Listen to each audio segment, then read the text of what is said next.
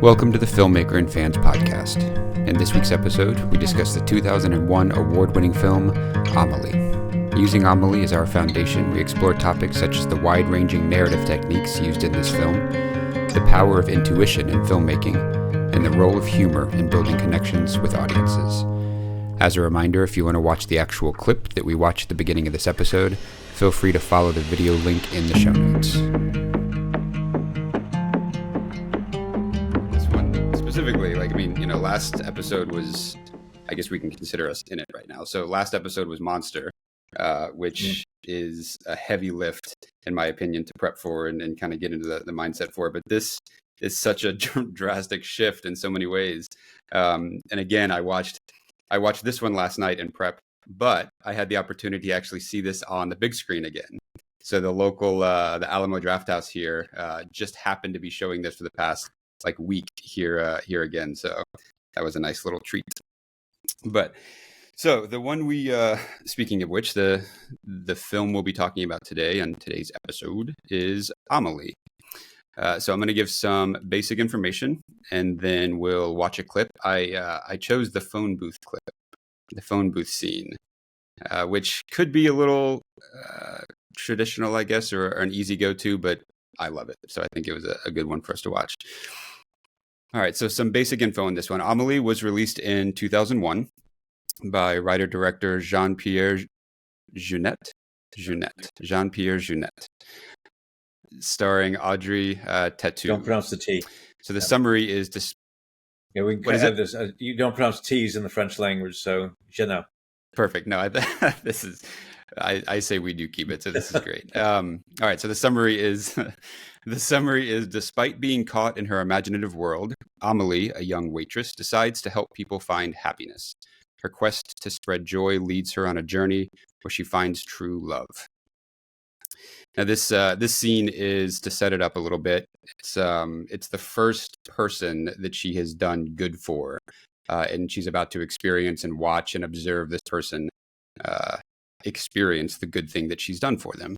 And it's just beautiful. And I picked this scene specifically because it has so many of the things that I want to talk about that are so rich and interesting about this film. So yeah, any thoughts before we get into it? I love this film so very much because it has a joie de vivre. It is it makes you love life more and makes you hope for all of humankind, because it goes to kind of a surreal examination of our collective nature, and it wildly conjectures that we may be decent and loving after all. Clip before playing it, and I'm so glad we watched that one. I have so many areas. Just look at her face. Go. I mean, casting is half of film directing, and wonderful actress, but just look at her physicality, the wide set eyes. She has an innocence, and that's what's so wonderful about this, or about Renoir, or about Capra, is that it takes a mature mind to create a portrayal of an immature sensibility, an innocence that we all desire, and a prism by which we wish we could see the world as a place of kindness, love, and decency. And we think it's surreal because we don't experience the world that way, and we mistake cynicism for sophistication. People who are negative and hateful or angry or cynical will often say to everyone else, well, let's talk about the real world. The presumption is that they have a monopoly, or they understand the real world, and the real world is dark and cynical and transactional and mean-spirited and short, brutish, and cruel. Maybe it is, but is that to presume that someone who has a belief that love and kindness also inhabit this world, are they not sophisticated? Or do they just have a different view? We're so concerned about naivete because that would imply that we can be taken advantage of, that we put on our collective game faces and aren't as open to the presentation of affection or our ability to provide it to others as we might be. So philosophically, I love this film, and it begins in the innocence of her face because it goes to the innocence and decency of her character. And the fact they make everything else surreal goes to the idea that this must be a surreal understanding of an otherwise physical and cynical world. Sorry, just an idea that I had. No, this is perfect. So techniques, and we're skirting around it a little bit, but narrative techniques and just filmmaking techniques in general, I really want to talk about a lot on this one because it's just packed full of this mixed bag of all these different things that the filmmaker and just everybody involved, that what they're doing to create what we're seeing. So I think that's a good place to start. So this film, like I said, it uses just this blend of different techniques. For example, like it combines first and third person, it has nonlinear storytelling, and it even uses these little just fantastic vignettes at the beginning or in throughout, but to introduce and give more information for the characters, which connects you to the characters in different ways, which is wonderful. And the director does this in other films too, so it's part of his approach to filmmaking. So my first question is in this area. So outside of things like story elements, like plot and character arcs, have you ever personally experimented with unconventional narrative techniques like this in your own work? That's all I do. And it's important that you say conventional, because what is convention or orthodoxy except mediocrity? It's to say that we're looking at art and we have an agreed upon approach to our particular art form. Now, we don't see that in painting. If we saw that in painting, then when representational art first began, we never would have had anything that followed. So cubism, abstract expressionism, impressionism, modernism, all those things would not exist because they're principally experiments in form rather than content. And why does an artist in that, or a tonalism in music, or radical undertakings in architecture, why do artists experiment in form? Because they're trying to find a method in which their art is more expressive and ultimately more effective in altering the audience or reaching the audience. You have to periodically experiment, and you have to change as the zeitgeist changes. Audiences change. They become bored with the old form. The experiment I've mentioned here before, that they show a conventional Hollywood film, 10 minutes in, they stop it and they ask the audience if they know how the film's going to end. And 90% of audiences can anticipate how the film's going to finish. Why? Because we have this orthodoxy about the three acts and where the climax is going to come, and the introduction of conflict, and the character arc, and the page 50 turn, and all the rest of it. And even though we may not teach every audience this specific methodology, it's known or buried in their unconscious, so they can anticipate the end. If you anticipate the end, where's the drama? Where's the excitement? Where's the interest? There isn't any. The great thing about using radical narrative approaches is it makes everything that follows a surprise. The way life is a surprise. The old joke, how do you make God laugh, make plans? That's the way you should view film narrative as well. The audience shouldn't know where it's going. And secondly, how does art work? Is it Proust-like or Joycean, or is it straightforward narrative? I want to meet the person who wakes up in the morning and knows exactly what all the episodes of their life is going to be for that day and for the week and for the month that follow. Our life is constantly altered. It's variable. It's full of new stimuli. It's full of new obstacles. And what makes life interesting is that we can anticipate which direction it's going to go. And in art, if art is meant to imitate something, what's it imitating? Our physical experience of the world or other movies? Well, our physical experience of the world is this. As you and I speak, I am remembering things from my past, other conversations I've had, conversations you and I've had. I'm also thinking about my imagined future, my dream world that I inhabit, my fantasies. I'm also cognizant of where I am at this moment. I'm thinking of the audience listening to this. I'm thinking of what you're thinking.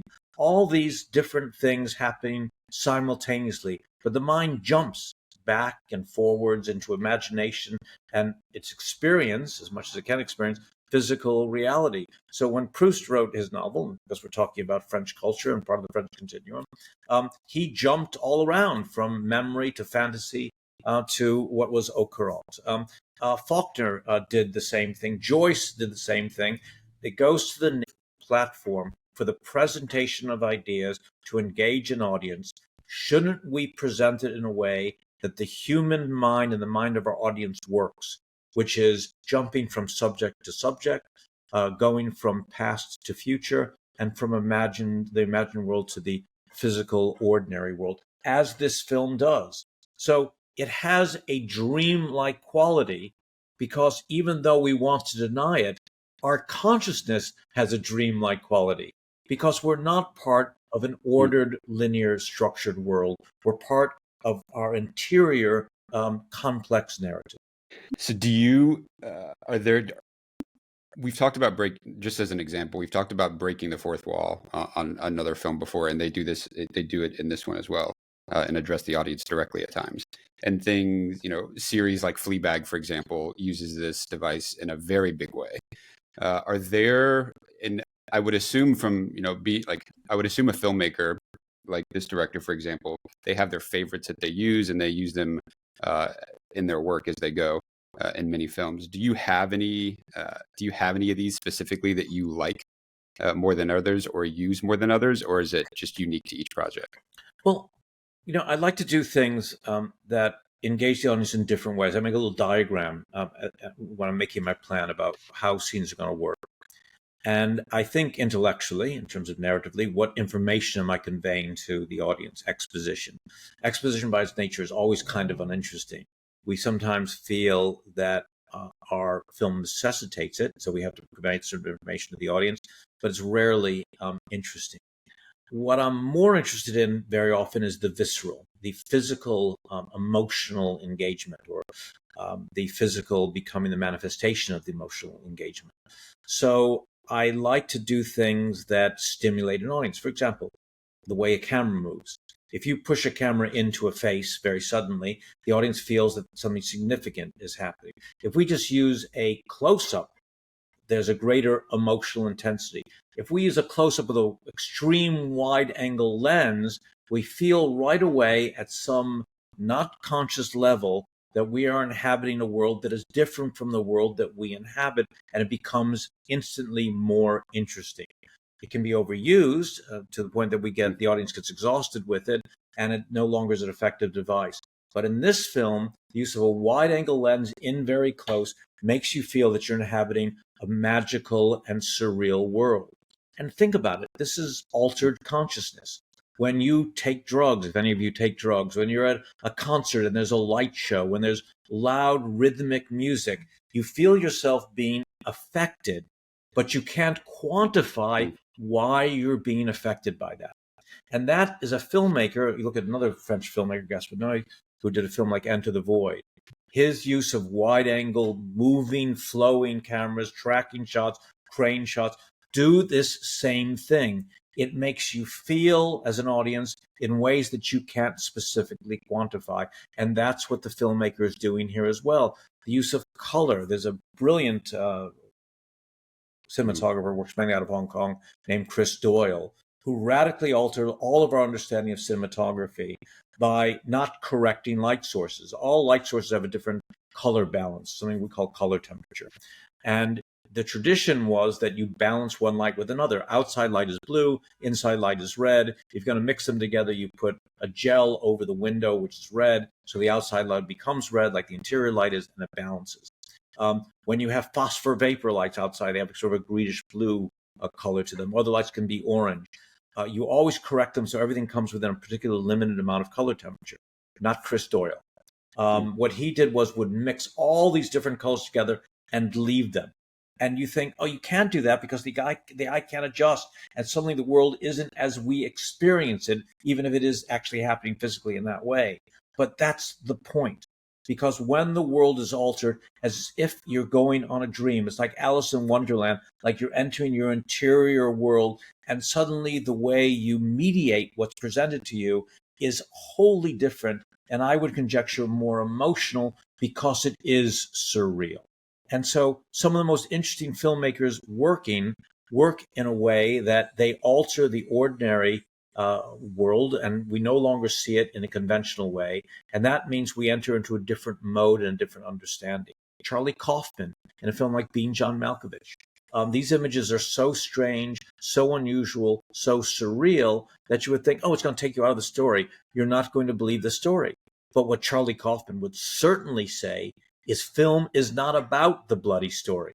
It's about where the audience is emotionally and intellectually and viscerally, and you're going to affect them more profoundly if you can alter the way they mediate that physical world that you present. I love that. You this is good. So you mentioned music also just a minute ago.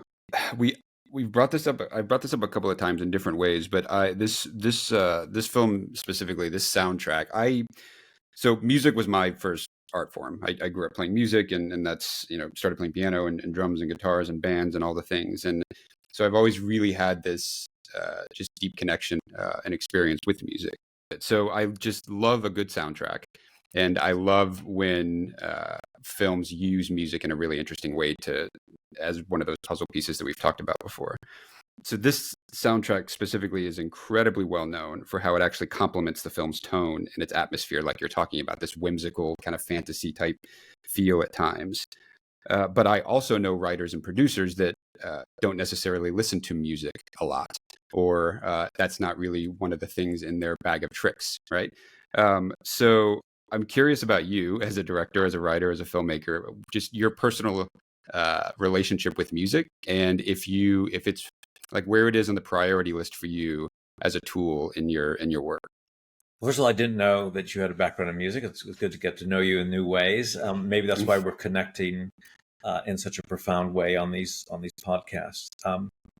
I think music goes to so much of what I talk about in filmmaking because it is a non-specific way, a quantitative way anyway, of affecting audience, of eliciting an emotional response. I'm interested for you as a musician, if you write or if you play, when you're playing that you're either responding to it emotionally or the audience is. Do you know what series of notes, or whether minor or major key, will exactly affect an audience in an exact way? Or is it something that is pure intuition?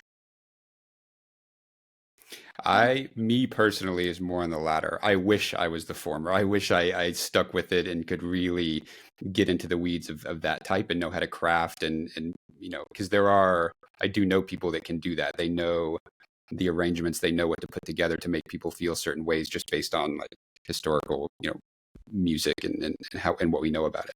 But no, I am not one of those. It's all feel, especially nowadays. Yeah, I think you're doing yourself an injustice. Ian Arbor, who was the brilliant composer on GRQ, my new film, and just won 2 American Music Awards, or nominated for 2 awards, and won one of them. Really gifted, and he's just a genius. I turned to Ian and I said, "So, do you know how music will affect an audience?" Exactly. Do you know if you do this one chord progression, the audience will always feel this way? And he said no. He said that he's got intuition and feelings like what you're describing in your own work, but that there's nothing specific that he can point to, that he'll use this note or this chord or this chord series to affect an emotion at this moment. He uses an old synthesizer, which is fantastic, not one that is programmable, that can be repeated, as I mentioned before. And he uses it, and sounds come out, and they seem right to him at a particular time. And he presumes it'll be right for the audience and right for my movie, and it was. So I think music is kind of our Rosetta Stone in my understanding of so much of how film works, in that it can't be measured or quantified.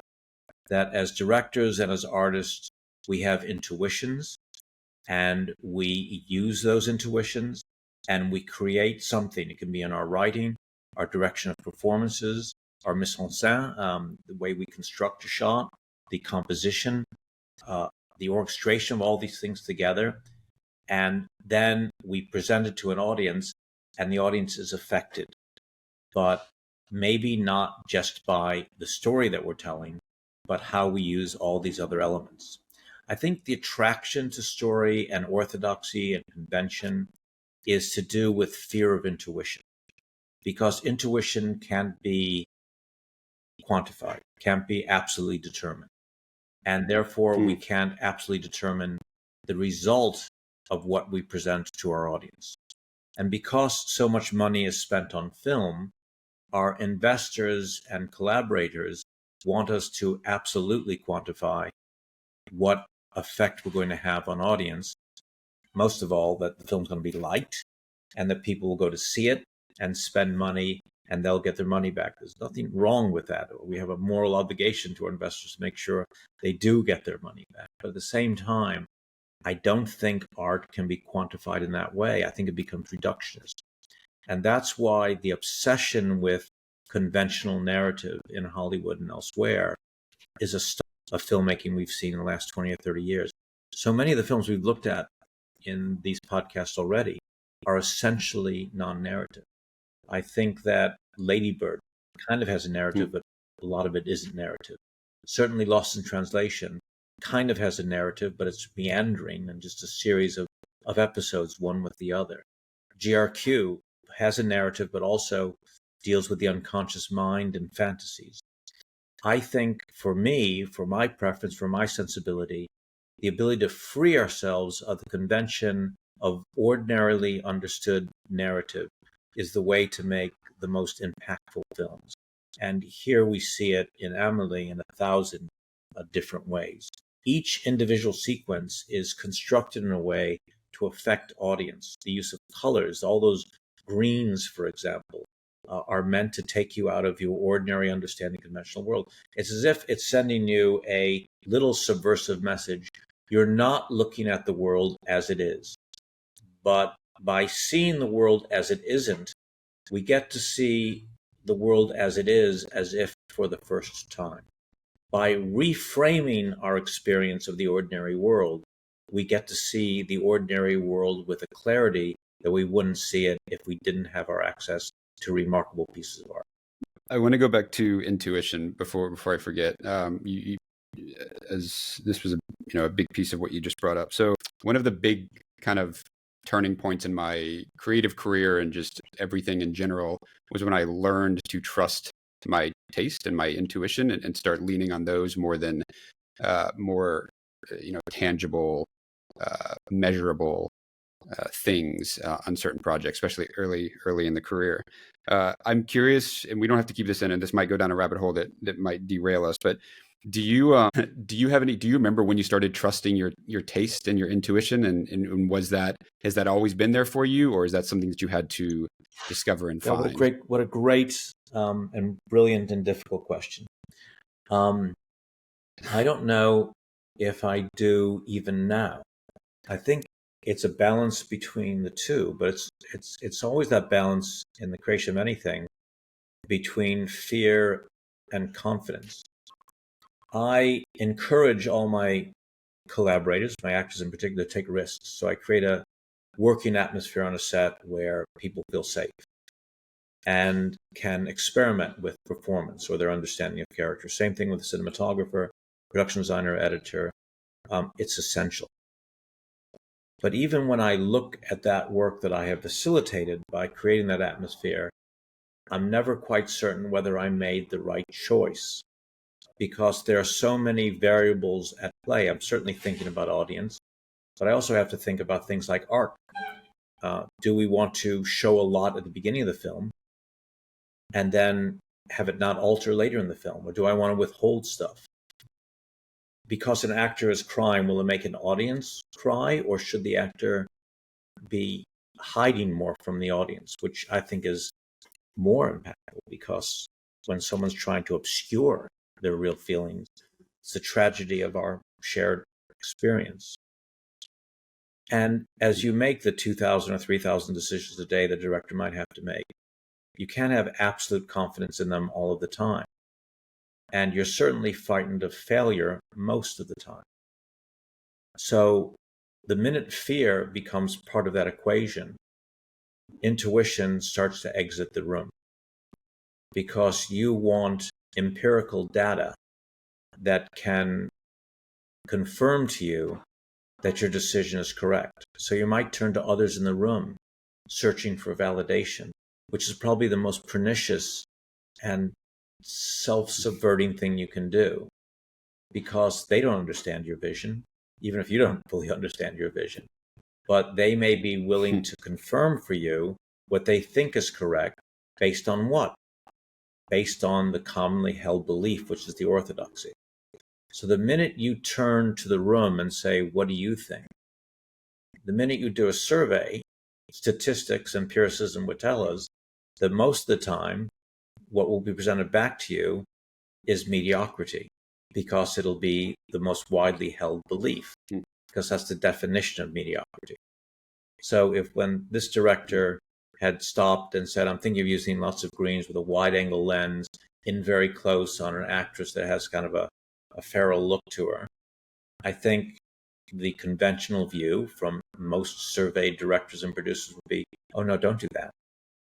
When you turn to people and say, I'm thinking using non-narrative elements and not use the 3x structure, they would say, oh no, don't do that. So I guess my principal intuition is to not trust convention, and most importantly, to understand the plasticity of the medium that we work in. That if we recognize that anything can be tolerated by an audience, because even without the presentation of narrative, there will be an imposition of narrative by most audiences. They want to see the film as conventional, no matter how unconventionally you make it, which gives you a license to go way out there, because the audience will try to make it sensible and logical and ordered, even if it isn't. So my only intuition is be radical, to try to trust myself as best I can, to avoid the impulse to try to find validation, to recognize that validation can be subversive, but also to recognize that the entire artistic experience, the entire process of creative expression is wrought with uncertainty and insecurity, which you simply have to embrace. You're not going to be validated by the muse or any divine hand. You simply have to trust in the uncertainty. Is that one of the circles you talk about with me? One of the circles you talk about, the thing seems to go around and somehow come back to order. I think that's... No, I think it goes to the way I work, which is I have no idea where... I really have no idea when I'm going to set exactly how the scene's going to work. I write lots of notes and tell everyone what I think they should do. And then once this thing begins, I really quickly pivot. That's my only virtue, is I suddenly think, hold on, where the actor's going with this, and this improv is great. I wish I had written it this way, but I didn't. But I'll run with it anyway. There's a scene in a film I did with John Malkovich called Dominion, Tony Hale, and the two of them are chatting. I suddenly had this impulse that Tony says to John, talking about something he's done, it's my whole life. And I wrote this line on the spot, just something struck me because I just had an argument with someone. And John responds, we all have lives. Doesn't mean they're important.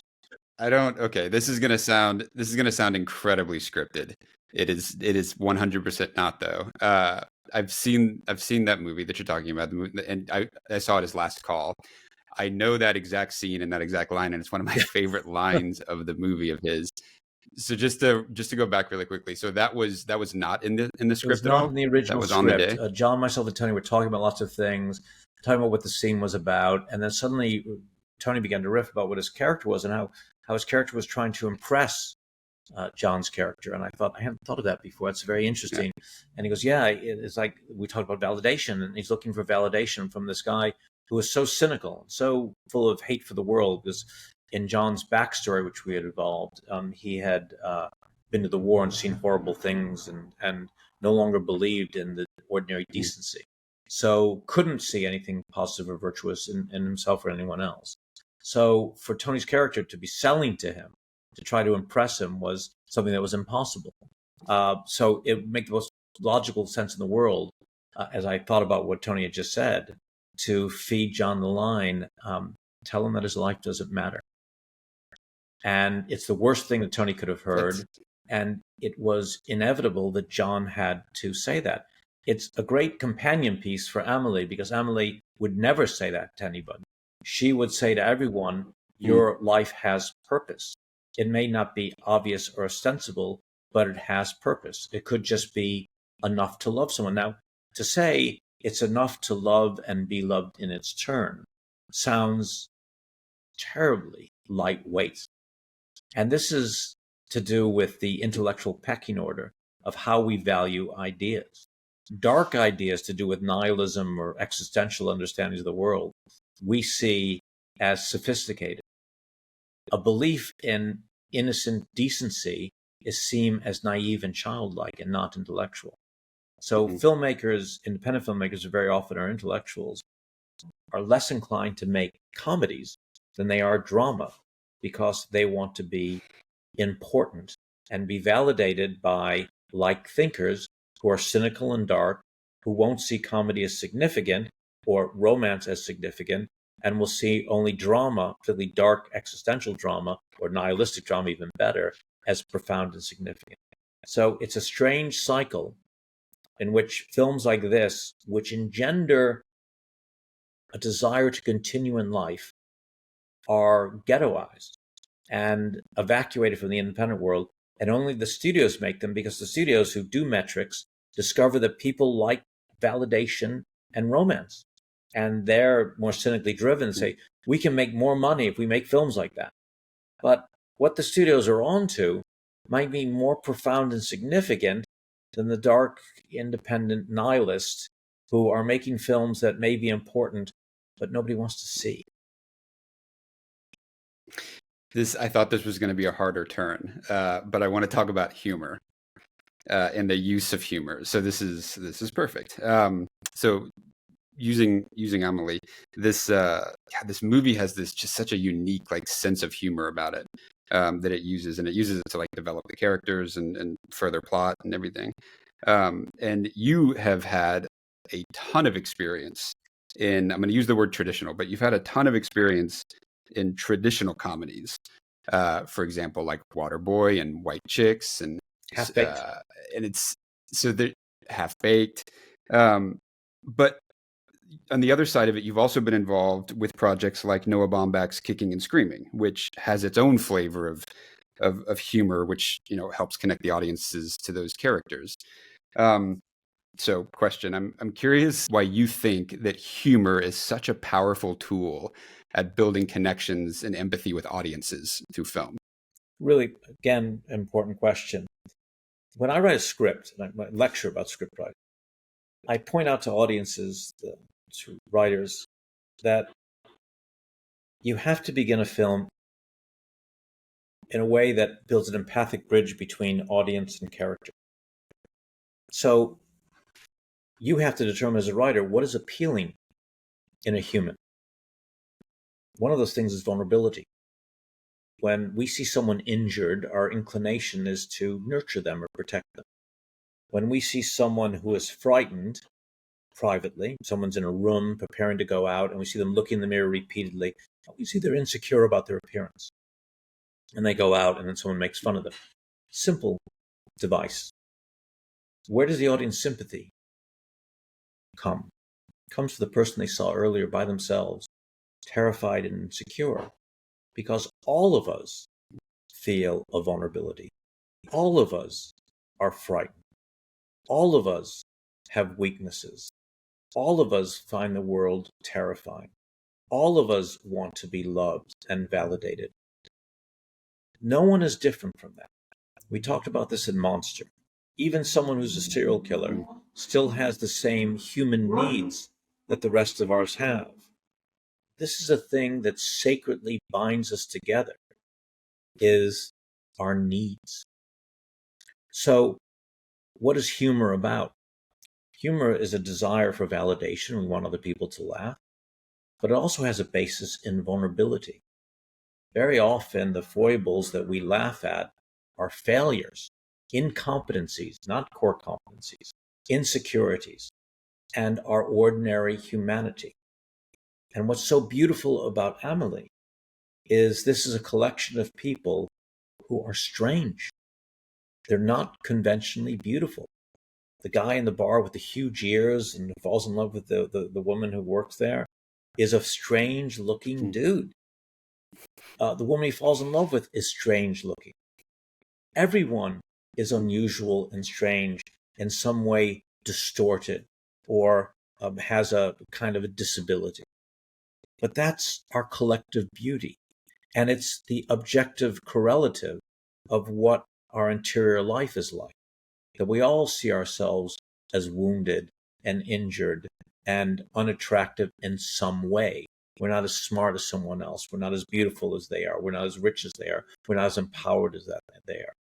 So humor has its foundation, most of all, in our shared humanity. And our shared humanity has to do with human insecurity and human need.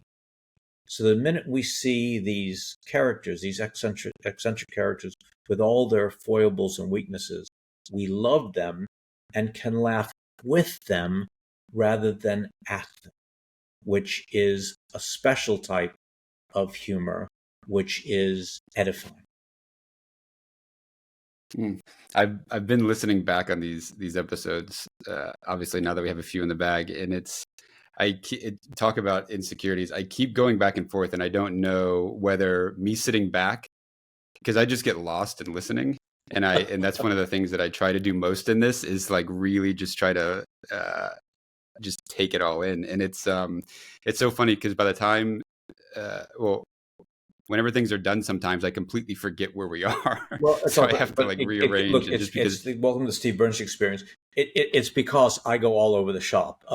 It's, again, the way my mind works is that, was I talking about human empathy? Was I talking about humor? Was I talking about eccentricity? Was I talking about how strange the characters look?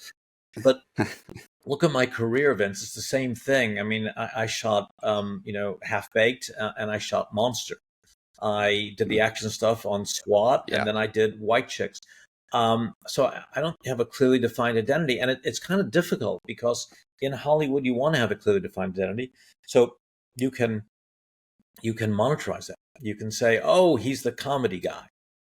He's the independent film comedy guy. Or he's, after Monster and some other films, he's the dark drama guy. After I did Magic City, he's the big budget TV episodic guy. But it's an art form. And I jump genres because I'm still trying to find not only where I have the easiest expression of my individual voice, but I need to experiment with that to find out which one gives me the greatest satisfaction as well. So when I'm on set, people engage with me exactly as you're engaging with me.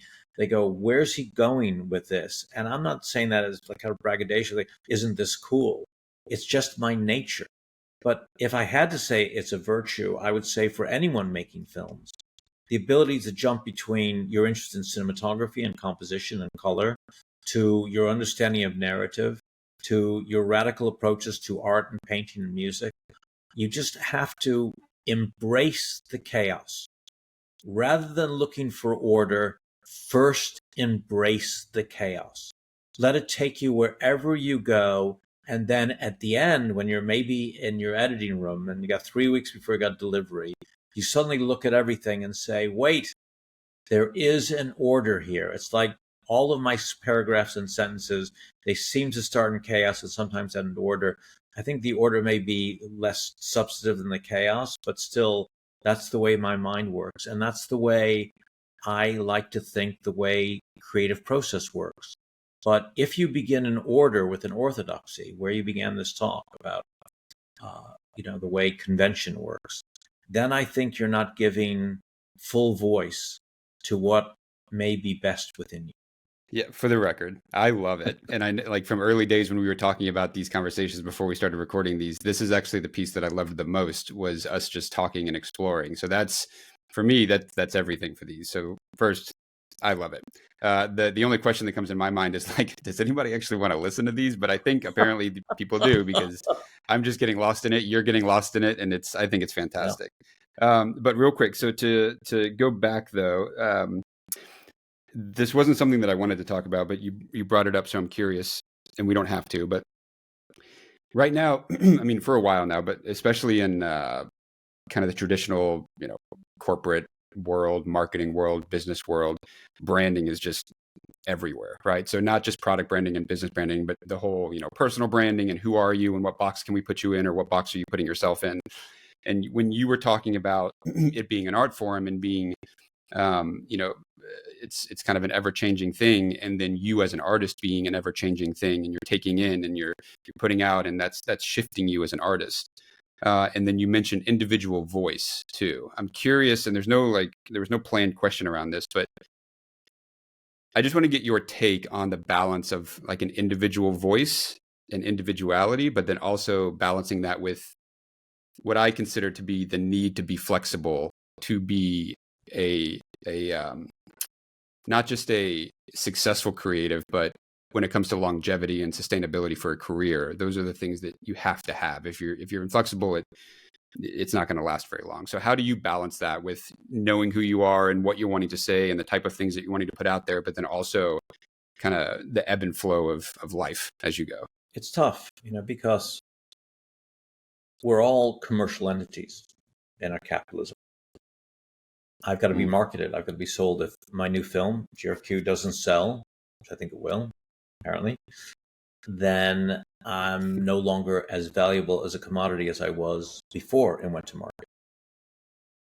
Same thing with any project I work on. If Monster hadn't won an Academy Award, a lot of money, maybe I would have been less valuable. If Noah Baumbach's films hadn't taken off and Noah got multiple Academy Awards, I may not have been as valuable. If White Chicks had not become the cultural phenomena it became, I may not have been valuable. So in looking at those projects, first of all, could I have anticipated that each of those projects would have been successful as they were? No. You think you can, but you can't.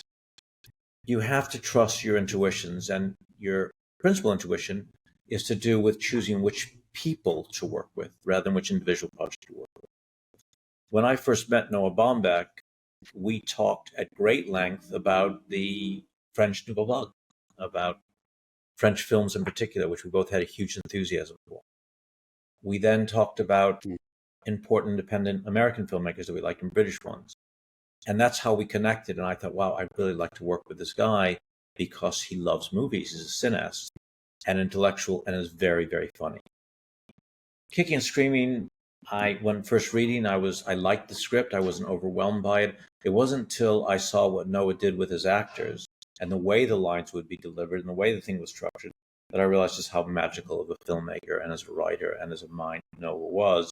But I knew as a person, I loved him and wanted to work with him, which is why we did 3 films back to back. We did Mr. Jealousy, Kicking and Screaming, and Highball, which has now kind of become an interesting phenomena.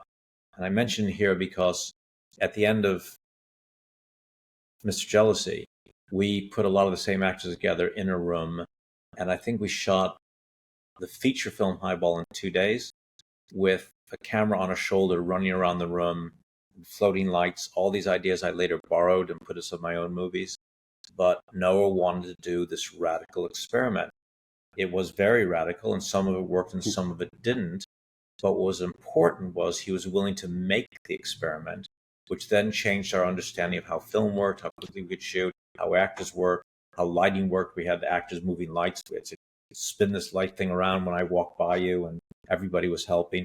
And it was kind of a nightmare, but it was also kind of magical. But what was significant was I chose to work with Noah because I sensed, intuited that his sensibility was special. The Wayans, I love Keaton Ivory Wayans. I love him. A brother to me. Sweetest man. Incredibly funny. Now, people were saying to me, do you really want to go do a Wayans book? They're not very sophisticated. They're kind of vulgar. I wasn't thinking about that. I was thinking about how evolved and sophisticated and charming and loving and kind Keenan was. And we talked about all sorts of things to do with our life and our adult life and our children and our wives and all the rest of it. I thought, wow, this is a great guy to hang around with.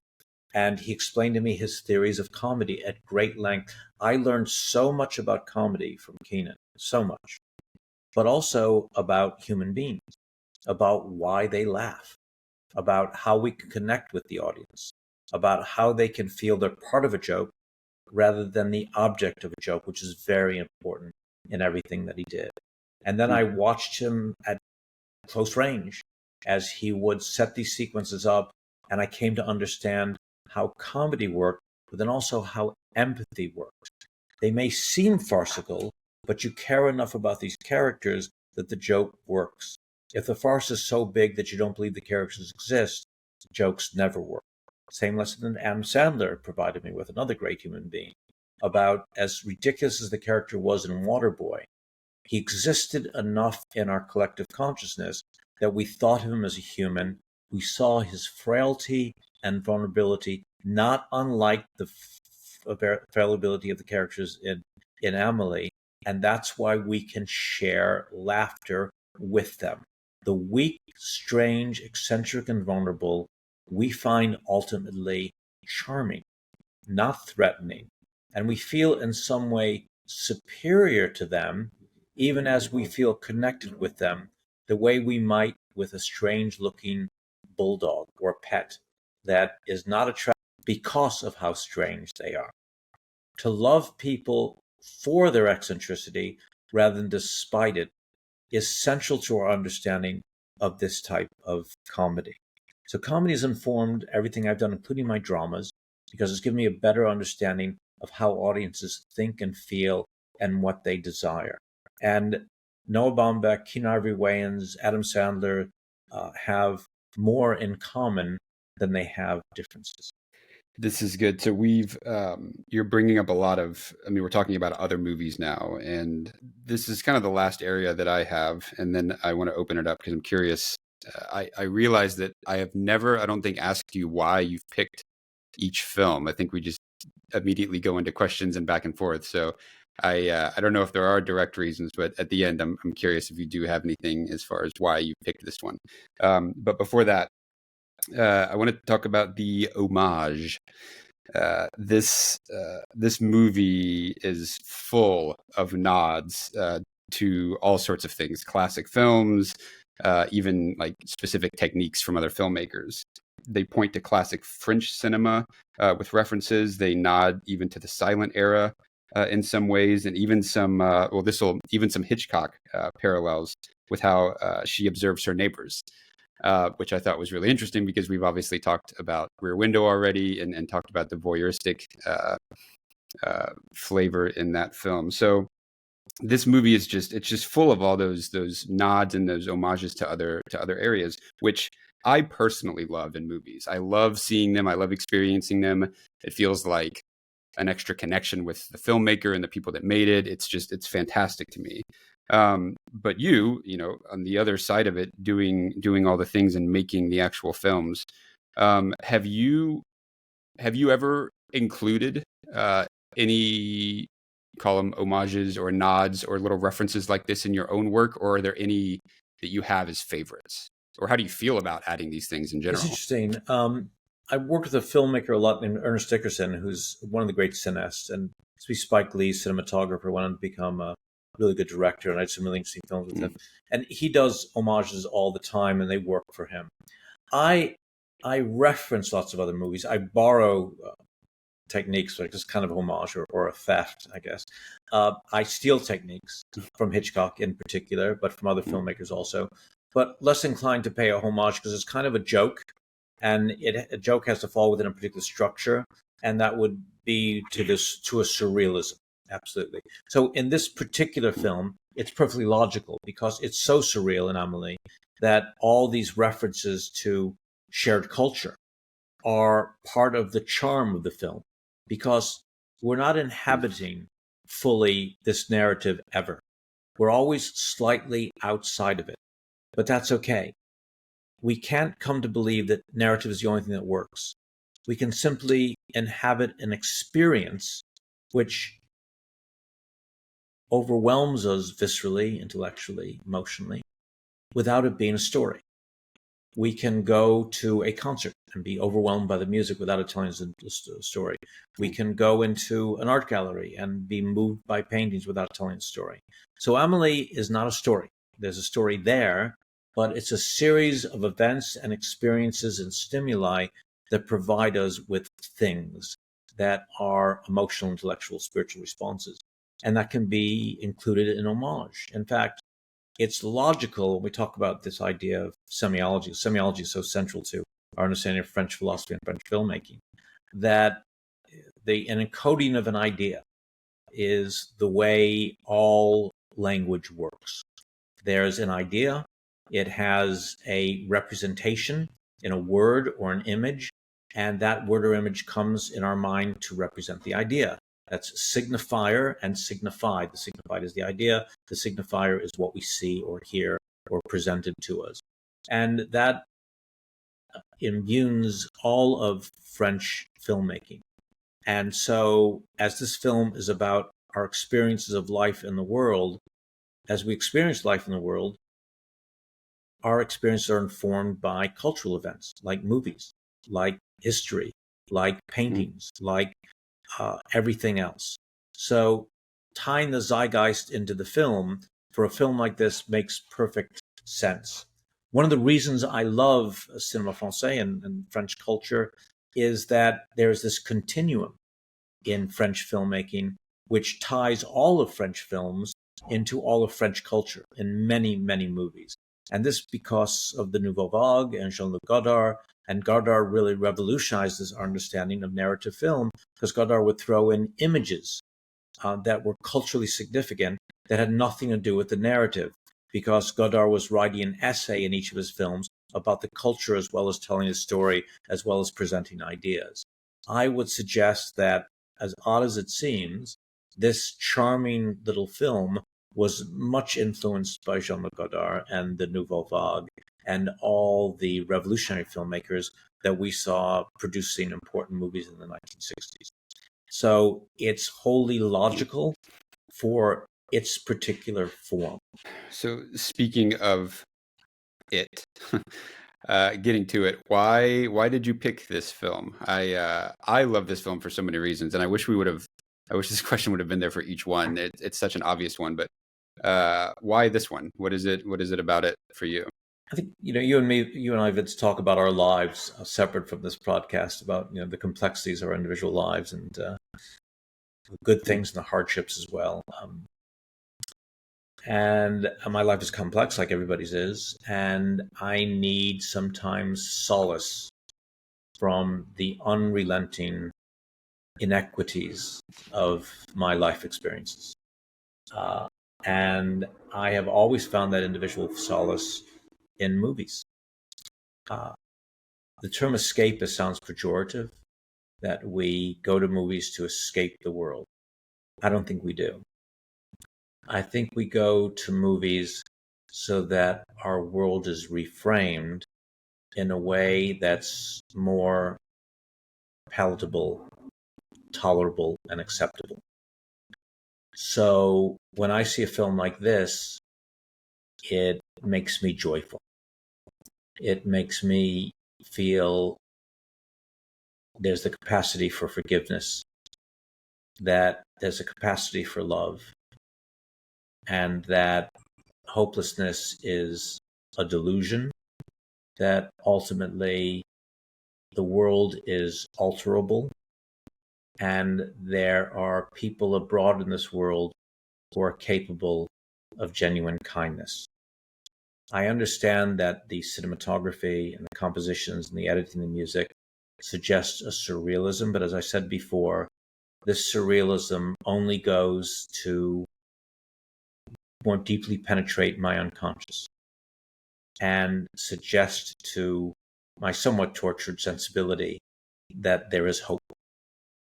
And I leave a film like this full of hope and full of a sense of certainty in an otherwise uncertain world, that there are other people who are kind, who may care enough about me that they can overlook my transgressions and failures.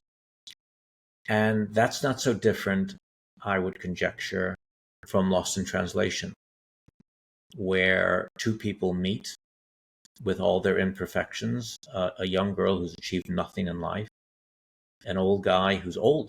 I mean, I'm getting older. I'm not as, if I was ever attractive, I'm even less attractive now than I was before. And there's a hopelessness to age, but they connect.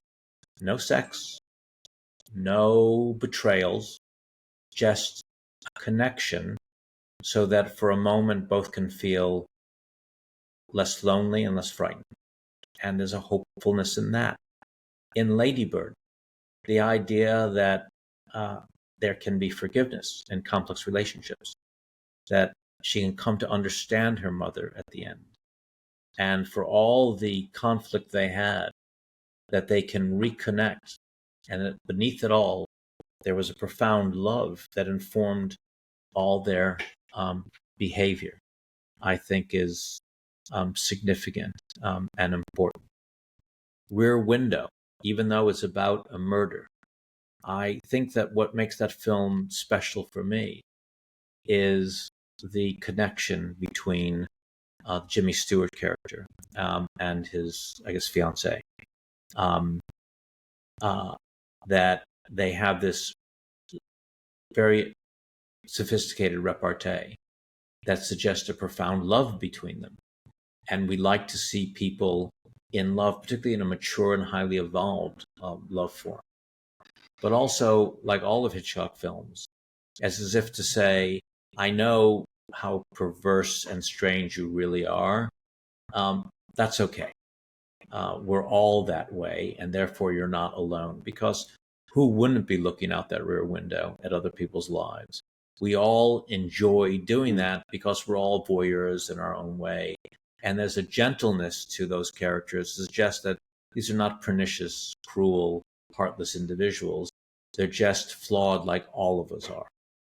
So in each of these films, there is a humanity, kind of a Frank Capra, Jean Renoir, Amélie type humanity at their core that I find appealing, because if the world isn't like that, I want it to be like that. And if it is like that, I want to be reminded it's like that. Because if the world is darker than these films portray, I find it almost intolerable. The more that we talk, there are so many points that, I mean, this 5 minutes right here just brought together so many things from the past handful of conversations that we've had. That's incredible. This grouping of movies is now, in my mind, like it's starting to solidify as this group of work, as opposed to like these disparate things that we're just kind of talking about now, and all these little connections, which is did I skip a film? Did I skip the film? We haven't mentioned Jericho because we haven't seen it yet in this podcast. But did I mention all the films we discussed? Or did I miss one? No, you hit them all. Rear Window, Lost in Translation, Lady Bird. We're on Amélie. Yeah.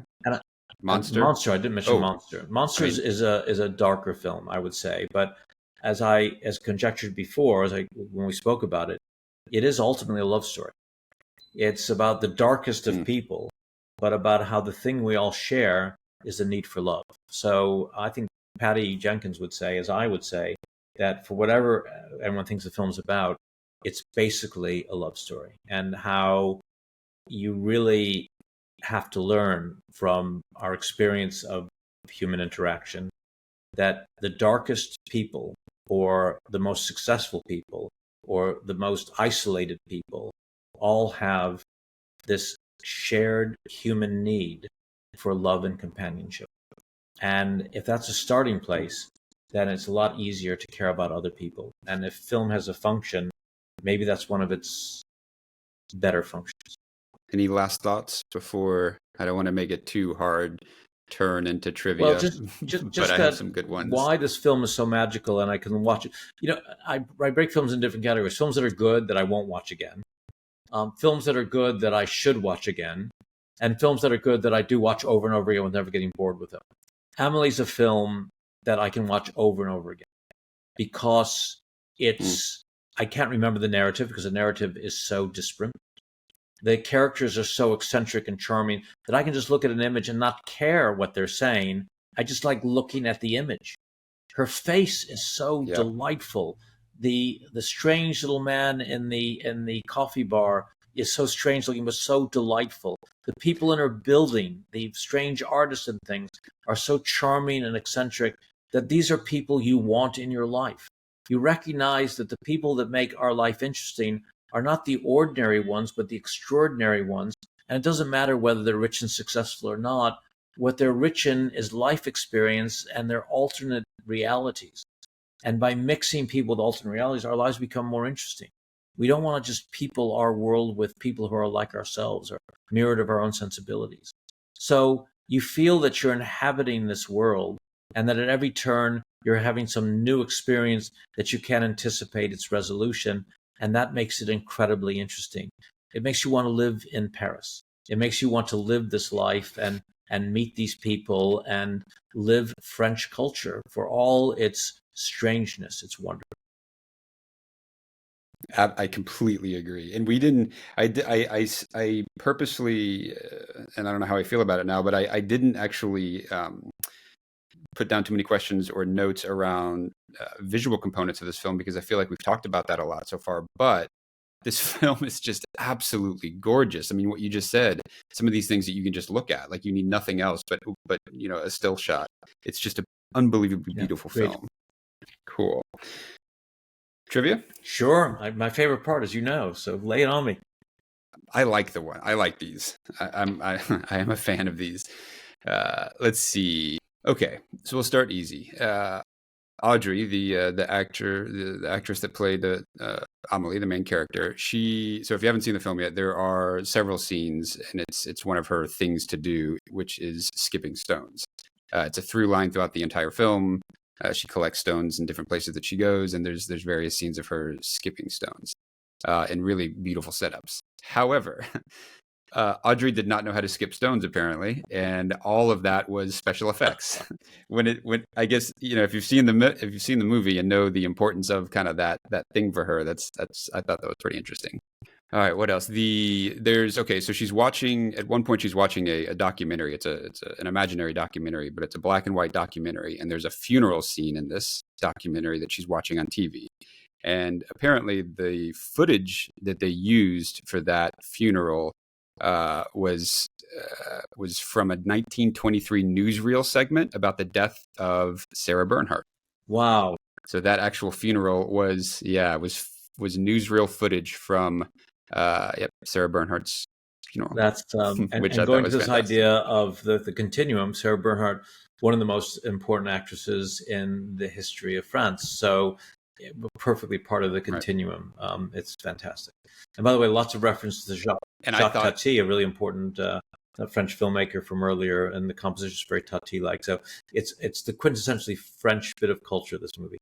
Okay, so now the last two that I have they're all about the beginning, but I think the beginning is wonderful in itself. So the opening scene where, so the opening of this movie, there's a part where usually, the opening credits are rolling and the crew and producer's name and directors and such are up on the screen. I completely missed this, and I don't even know if this is a well-known thing, but that sequence where they're listing all the crew members at the beginning, each little piece that the young Amélie is doing, those little clips of her doing things like playing and interacting, all of those have something to do with the crew member that they're showing on the screen at the time. So costume designer, for example, the child actor is like dressing up in costumes, and each one of those aligns to the name that they have on the screen at the moment, which I thought was really cool. I thought that was fantastic. That's one of those things that I get excited about, especially when I know it now and go back to watch it, because it's something that you obviously have to think of ahead of time. Like it wasn't a mistake that happened. This was a planned thing, and they didn't have to do that. And I always enjoy when they don't have to do those pieces, and it just elevates it so much. It makes the film more special. And then the last piece. There's a thing that Ernst Lubitsch, the filmmaker, used to put certain things in the background of action, and very often audience wouldn't see it. But on seeing a film for the second or third scene, you suddenly see something in the background, and you say, I never saw it before. It's really funny. It's called the Lubitsch touch. He would do things that weren't part of the narrative, but were just interesting little bits of things, shtick, that would play in the background. So that's one of the reasons I love this film, is there's so many things happening within the frame and so many different levels that you can miss them. But each time you pick something up, it's like finding some little golden egg, and it's kind of very special. All right, so last one, back to the introduction. So I thought that you might find this interesting specifically. So in the introduction, when the narrator says, the introduction kind of shows this like montage and sequence of how Amélie was born. So how her parents came together and then how she was born. During that sequence, when the narrator says 9 months later she was born, the footage that's being shown at that time is of a pregnant woman's stomach growing larger during her 9-month pregnancy. And this footage apparently was taken from a time-lapse film called 17 Seconds to Sophie, 17 Seconds to Sophie, which was a short film in 1998. It was shot on 16 millimeter using a Bolex mounted on a wall, and the dad clicked off 2 frames every day for 9 months, the entire 9-month pregnancy. Lighting was fixed, background was fixed, focus was fixed, and the only thing that changed was the mother's stomach. So that's how they collected all those images. And apparently this short won first prize in an international film festival that year for experimental category in 98. So all of that said, like, this was an entire project of its own, this short that was put together and won, and it did its own thing, and it had its own existence. And then it was its own piece in this film, which was its own project and had its own existence. It's just, to me, it's just such a phenomenally beautiful thing how these fit together sometimes. It's so cool. Well, it's very interesting good that we're doing GRQ next week, because we did a lot of that in GRQ. And this goes to, I guess, if anything that sums up what we're talking about the flexibility of mind. That the more limited you see your ability to make use of film form or any artistic form, the more limited you're going to be as a filmmaker or as an artist, or as a thinker, or as a person. That the world by its nature is chaotic, and we're desperate to impose order on that chaos, and we can either do it sooner or later. But if we do it sooner, we very often impose a false order because the chaos is so terrifying to us. And if we go with something we said earlier in this discussion, that it's only through the embracing of the chaos that we discover a bigger truth and a better film, then we have to delay our considerable desire for the imposition of order and structure until such time as we found a truth that we believe resonant and significant. And the idea of using found footage from other films, combining animation with live action like we do to a certain degree on GRQ, to use improvisation, to use historic footage, to use references to things that have nothing to do with narrative, to use voiceover, to use parallel narrative, to use radical editing techniques, to use stop motion, to use zooms, to use cranes, to use motion control, to combine all these different things together with the understanding that your object is to affect audience, not just tell a story using conventional methodologies, is hugely liberating.